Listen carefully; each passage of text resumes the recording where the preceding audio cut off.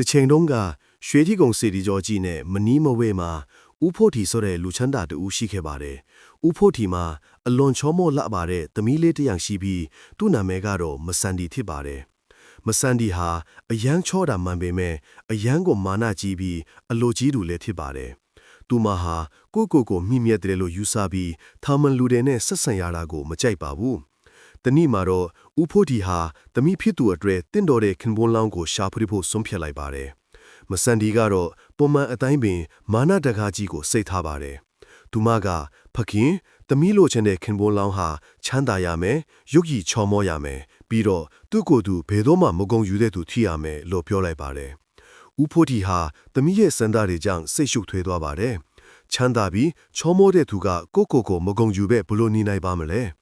ဒါပေမဲ့သမီးရဲ့သက်ဆိုတော့စူးစမ်းရှာဖွေပါတယ်။မြို့ထဲမှာမုံချက်ကြဆိုတဲ့လူငယ်လေးတစ်ယောက်ရှိပါတယ်။သူဟာချမ်းသာတာလည်းမဟုတ်ဘူးထင်ပေါ်ကျော်ကြားတာလည်းမဟုတ်ပါဘူး။ဒါပေမဲ့သူ့ရဲ့ဆွေသားဖြူစင်မှုနဲ့ကျင်နာတက်မှုကြောင့်လူတိုင်းကသူ့ကိုချစ်ခင်ကြပါတယ်။မုံချက်ကြဟာအလုတ်ကြိုးစားပြီးသူများတွေကိုကူညီရတာကိုလည်းဝါဒနာပါသူဖြစ်ပါတယ်။ဦးဖို့ထီဟာမုံချက်ကြအကြောင်းကြားသိရပြီးသူ့ကိုမဆန်ဒီနဲ့မိတ်ဆက်ပေးဖို့စိတ်ကူးလိုက်ပါတယ်။မဆန်ဒီကတော့မောင်ချက်ကြကိုမြင်တာနဲ့ခရိုက်လိုပဲမျက်နှာရှုံမဲ့ကြီးဖခင်ဒီလိုလူနဲ့သမီးကိုလက်ထပ်ခိုက်တာမသင့်ပါဘူး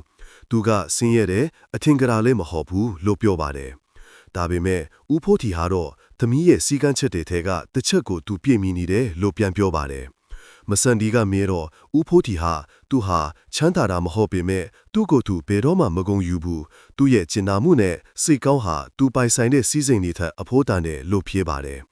မဆန်ဒီဟာဖခင်ရဲ့စကားကိုနားထောင်ပြီးမောင်ချက်ကြကိုပို့ပြီးအာယုံစိုက်ကြည့်မိပါတယ်။မောင်ချက်ကြဟာဘသူနဲ့ပဲစကားပြောဘာအလုပ်ပဲလုပ်ဘယ်တော့မှကိုမြော့ပြောတာမျိုးဂုံဖော်တာမျိုးမရှိတာကိုသတိထားမိပါတယ်။သူ့ရဲ့ရိုးသားတဲ့အပြုံးနဲ့လူတိုင်းအဖို့တန်းတူဆက်ဆံတတ်တဲ့အမှုအကျင့်တွေက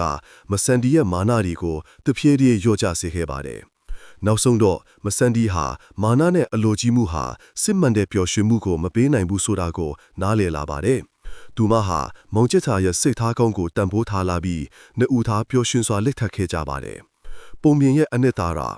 ဒီပုံပြင်လေးကနေစစ်မှန်တဲ့တန်ဖိုးဆိုတာစီစဉ်ဥစ္စာနဲ့ရုပ်ရည်မှမဟုတ်ဘဲကောင်းမွန်တဲ့စိတ်ထားနဲ့နှင့်ချတတ်တဲ့အပြုအမူတွေမှာတည်ရှိတဲ့ဆိုတာကိုသင်ခန်းစာပေးပါတယ်။